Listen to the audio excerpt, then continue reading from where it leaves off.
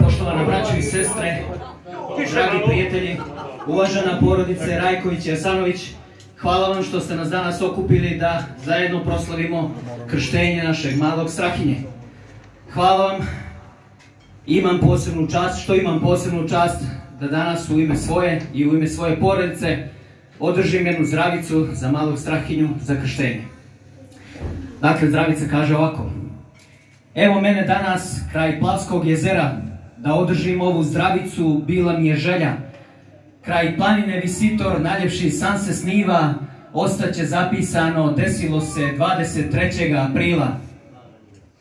Ljepšeg mjesta nema na planeti da ugledaš svetlost dana, tuđe prostire se širok pogled od limskih dolina ka Prokletijama.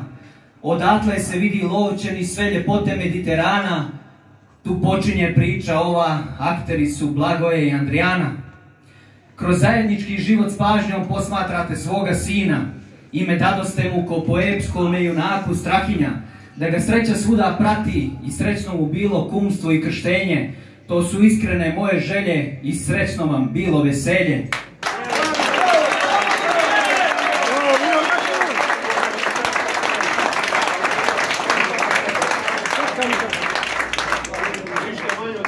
Odavno sam ti rekao, kume, da te gledam kao brata, pa srećno ti krštenje sina i pratila ga sreća svaka. Krstio si me pod ostrogom i dan danas ti se divim i drago mi je što te sretoh u životu koji s vjerom živim. Čujem dobre priče za tvoj kuma, ponosit ćeš se njime, ustanimo draga braćo i sestre, Dašić Miloš mu je ime. Srećno ti bude kumstvo.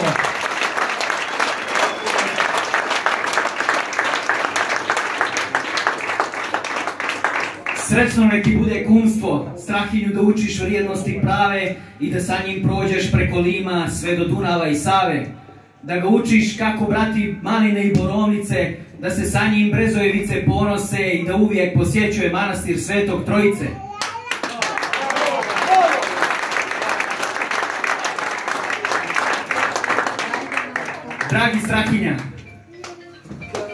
Dragi Strahinja, danas primio si hrišćansku vjeru i postao dio Božijeg stada.